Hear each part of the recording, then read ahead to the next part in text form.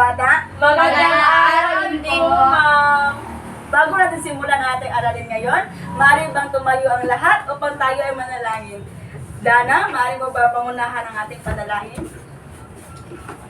Manalangin tayo sa ngalan ng Ama, ng Anak, ng Espiritu Santo. Amen. Angel of God, My guardian dear, to whom God's love commits me here, ever this day be at my side, to guide and guide, to roll and guide. Amen. Magandang umaga ulit mga bata. Magandang umaga po. Bago kayo umupo, ayusin muna ang inyong upuan at pulutin ang mga basura na nasa paligid. Maaari na kayo umupo. Kamusta kayo mga bata? Okay lang po. Masaya, teacher. Bago natin simulan ang ating aralin ngayon, tayo muna ay magtala ng liliban. Tingnan lamang ang iyong katabi kung may lumiban ba. Meron ba? Wala po, teacher. Mabuti naman kung walang lumiban ngayong araw. Mga bata, bago tayo dumako sa ating bagong aralin, sino ang makapagbalik tanaw sa ating napag-aralan kahapon? Teacher, Okay, Anali? ang napag-aralan po natin kahapon ay patungkol sa pandiwa, teacher. Tama, ang ating tinalakay kahapon ay tungkol sa pandiwa. Ano nga ba ang pandiwa? Yes? Ang pandiwa ito ay bahagi ng pananalita o wika na nagsasaad ng kilos ng isang bagay o tao o hayop po. Teacher. Tama, Crystal. Sino naman ang makapagbibigay ng halimbawa ng pandiwa? Teacher, Okay, Dana? si Rochelle ay naglalaro. Tama! Ang halimbawa na binigay mo ay halimbawa ng pandiwa. Bago tayo magpatuloy sa ating aralin ngayon, may mga tuntunin tayo sa ating silid-aralan. Una, panatilihing malinis ang silid-aralan. Pangalawa, ilagay ang mga gamit sa tamang lagayan. Pangatlo, gawin natin ang ating makakaya. Pang-apat, handang tumulong sa lahat ng oras. At panghuli, itaas ang kamay kung magsasalita. Naintindihan ba mga bata? Opo, Goro. Opo, ma'am. Ngayon, magkakaroon muna tayo ng aktibidad para malaman kung may naintindihan talaga kayo sa ating tinalakay kahapon. Mangungusap ako dito na ipapakita at ang iyong gagawin lamang ay tukuyin kung saan dito ang pandiwa. Naintindihan ba mga bata? Opo, Goro. Okay. Unang pangungusap. Sumisiklab ang lihim na pag-ibig ni Maria para kay Juan. Sino ang mga tukod kung saan dyan ang pandiwa? Okay, Dana? Sumisiklab, teacher. Tama! Ang pandiwa dito ay sumisiklab. Pangalawa, ang mga bata ay naglalaro sa parking ngayon. Saan dito ang pandiwa? Teacher, Yes, Annalyn? naglalaro. Yes, tama. Ang pandiwa dito ay naglalaro. Hawakan niyo talaga ang ating tinalakay kahapon. Bigyan natin ng 5 palakpak ang ating mga sarili. At ngayon, tawagin natin si Binibining Inta para ipagpatuloy ang talakayin. Magandang araw sa inyo mga bata. Magandang araw po, ma'am. Okay. Ngayon, meron akong ipapakita sa inyong mga larawan. At ang gagawin nyo lang ay uobserbahan ang mga ito. Maliwanag ba? Opo. Sige. Sa unang larawan, base sa ibinigay sa inyong unang larawan, ano ang inyong masasabi o nakikita? Teacher, Crystal? ang larawan ay may tao na nagsasalita patungkol sa kanyang graduate. Ngayon, dumako naman tayo sa pangalawang larawan. Base sa pangalawang larawan, ano ang inyong masasabi? Teacher, Yes, Annalie? isang bata po, teacher, na nagugulat. Okay, magaling. Ngayon, dumako naman tayo sa pangatlong larawan. Sino makapagbibigay ng opinion nila? Rochelle? Ang bata po ay naghuhugas ng pinggan. Okay, sige, magaling. Ngayon, dumako naman tayo sa pang-apat na larawan. Sino ang makapagbibigay ng kanyang opinyon tungkol dito? Crystal? Isang estudyante pong nagtataas ng kamay sa kanyang guro. Okay, magaling. Ngayon, bigyan muna natin ang ating mga sarili ng 5 palakpak. Mahusay mga bata, ay base sa mga larawan na ipinapakita ko, ano sa tingin nyo ang tatalakayin natin ngayong araw?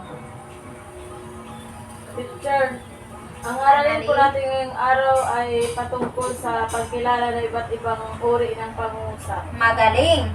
Bago natin ipagpatuloy ang ating talakayin, mayroon muna tayong babasahing mga layunin. Sabay-sabay sa pagbigkas. Una, Nakikilala ang iba't ibang uri ng pangungusap. Nakakabuo ng mga pasalaysay, patanong at padamdaming pangungusap at nakakapagsanay ng wastong paggamit ng iba't ibang anyo ng pangungusap. ngayon mga bata, bago tayo dumako sa ating panibagong aktibidad ngayong umaga, may video muna akong ipapakita sa inyo. Ang gagawin nyo lang ay makinig ng mabuti dahil pagkatapos ninyong manood ay mayroon akong katanungan patungkol sa video. Naintindihan ba mga bata? Opo! Ngayon, atin nang tuklasin ang video. Sa tinilakay namin kanina tungkol sa uri ng pangungusap ayon sa gamit. Matutulungan mo ba ako sa review? Ayan po. Walang problema yun. Maghintay ka. Ito, love ko. Mayroon tayong 4 na uri ng pangungusap ayon sa gamit. Una, ang pasalaysay patungkol. Pangalawa, pangutos o pakiusap. Pangatlo, patanong. At pang-apat ang padamdam. Ngayon mga bata, naintindihan nyo ba ang patungkol sa video? Opo! Tungkol saan ang video na inyong pinanood? Rochelle? Tungkol po sa iba't ibang uri ng pangungusap. Magaling! Tama! Naipapahayag ang video na may apat na uri ng pangungusap batay sa gamit. Ngayon, ano-ano ang 4 na uri ng pangungusap batay sa inyong napanood sa video? Teacher, Anali? meron tayong pasalaysay, patanong, padamdam at pautos. Magaling! Ngayon, sa tingin ko ay handa na kayo sa ating aktibidad. Ang aktibidad natin ngayong umaga ay tatawagin nating carousel brainstorming. Ito ay may 4 na istasyon. Station 1, Station 2, Station 3 at Station 4. Ngayon mga bata ay hahatiin ko kayo sa 4 na pangkat. At ang bawat pangkat ay may iba't ibang gawain sa bawat istasyon. Bibigyan ko kayo ng 3 minuto upang sagutin ang bawat istasyon. At pagkatapos nito ay bibigyan ko kayo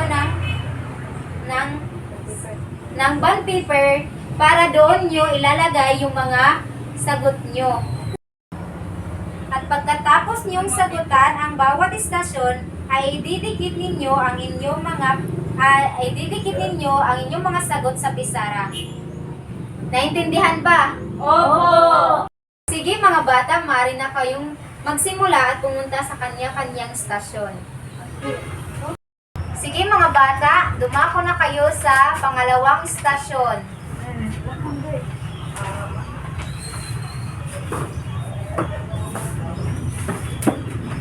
Tapos na mga bata, idikit nyo na ang inyong mga sagot sa ating pisara. Tapos na po.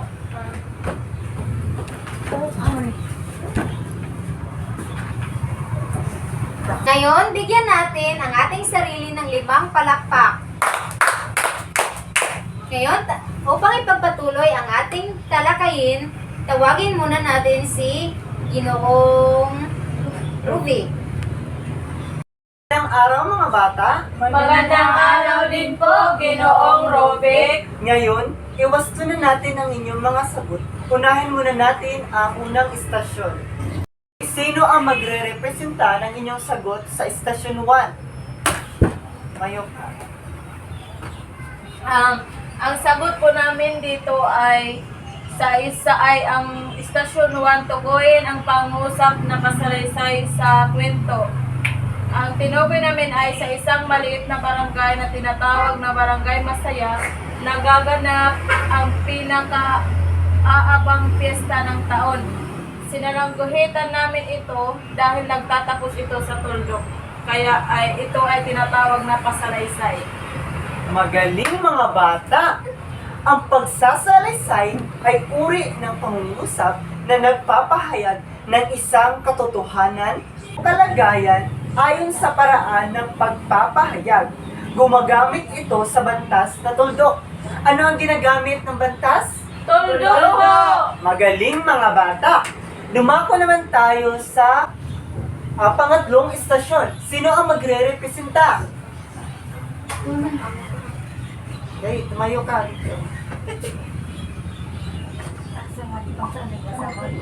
Basahin mo na ang tanong ko. Magbigay ng 5 pangungusap na nagtatanong. Unang pangungusap. May alak ka ba? Pangalawang pangungusap.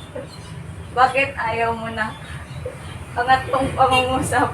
Kumain ka na ba? Pang-4 na pangungusap. Mahal mo ba siya? At pang-5 pangungusap, ako pa rin ba? Magaling mga bata! Ang patanong ay uri ng pangungusap na nagpapahayag ng pagtatanong at pag-usisa.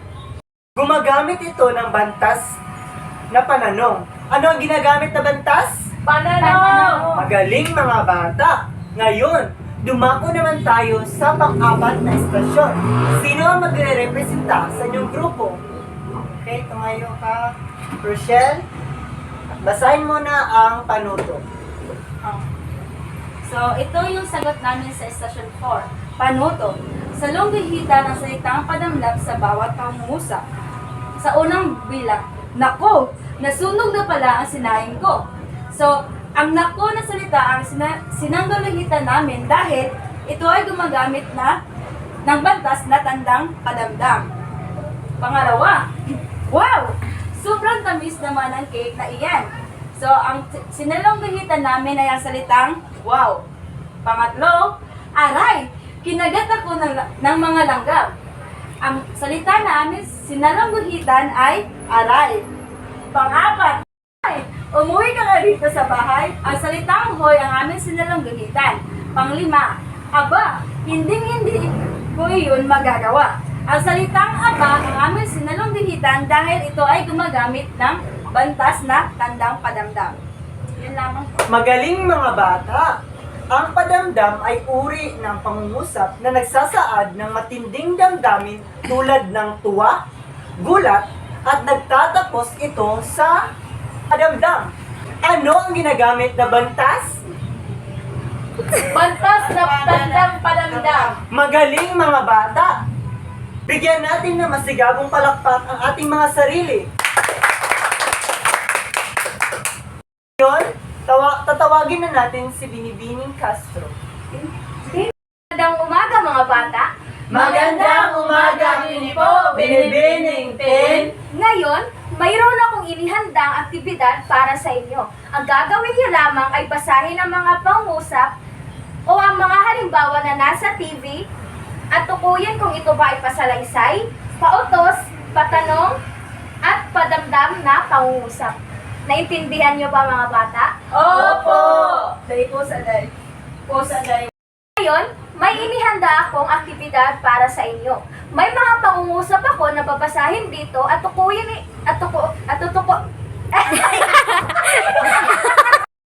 May inihanda akong aktibidad para sa inyo. May mga pangungusap ako na babasahin dito at ang inyong gagawin lamang ay tukuyin ito kung ito ba ay pangungusap na pasalaysay, patanong, padamdam, at pautos. Naintindihan niyo ba mga bata? Opo! pangungusap. Ano ang inyong paboritong libangan?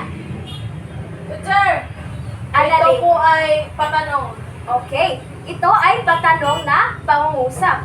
Pangalawang pangungusap. Aba, hindi ko yon magagawa. Anong klaseng pangungusap ito? Yes, Rovic? Padamdam, teacher. Okay. Ito ay padamdam na pangungusap. Pangatlong pangungusap. Ang bata ay naglilinis ng bahay. Anong klaseng pangungusap ito? Yes, Annalie? Ito po ay klase ng pangusap na pasalaysay. Okay. Ang klaseng pangungusap ito ay pasalaysay. Ano nga ba ang ating itinalakay ngayong umaga? Yes, Ang Rochelle. tinalakay po natin ngayong umaga ay tungkol sa iba't ibang uri ng pangungusap. So, ang ating itinalakay ngayong umaga ay ang pagtatalakay ng iba't ibang uri ng pangungusap. Magaling. Ano nga ba ang uri ng mga pangungusap? Yes, Ang Annalie. uri ng mga pangusap ay pasalaysay, padamdam, pautos, at patanong. Magaling. Ang uri ng mga pangungusap ay pasalaysay, pautos, padamdam, at patanong. Sino ba ang makapagbibigay ng halimbawa ng patanong na pangungusap? Yes, Rovic. Kumain ka na ba? Magaling. Kumain ka na ba sa itong patanong na pangungusap? Bigyan natin ng masigabong palakpak ang ating mga sarili. Tawagin naman natin si Binibining Jen upang ipagpatuloy ang ating leksyon sa araw na ito. Magandang umaga mga bata. Magandang umaga po, Binibining G. Kumusta kayo? Mabuti lang po. Nasiyahan ba kayo sa inyong aktibidad na ginawa kanina? Opo. Mabuti kung ganun. Ngayon, mayroon akong inhandang pirasong papel para sa ating pagtataya. Handa na ba kayo? Opo. Upang malaman ko rin kung talagang naiintindihan ninyo ang ating leksyon ngayong araw. Ipasa sa likuran.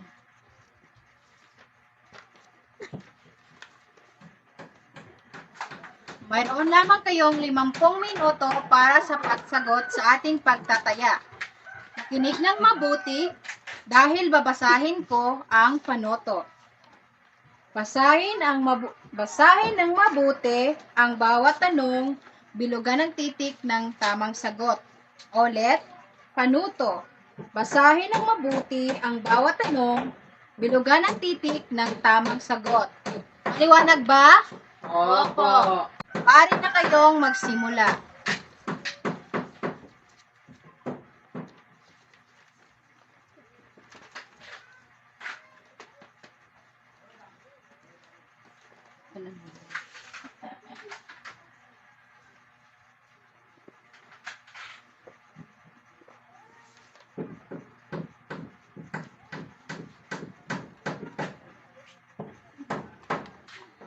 Tapos na ba kayo mga bata? Opo. Okay, pakipasa sa unahan. Para sa inyong asignatura, panuto, isulat ang pangungusap kung ito ay pasalaysay, padamdam, patanong o pautos. Isulat ang sagot, sapat lang. Maliwanag ba? Opo. At ito lang sa araw na ito. Paalam mga bata. Paalam na po, Binibining Jean. Mga bata. Bago kayo umalis, iayos muna ang upuan.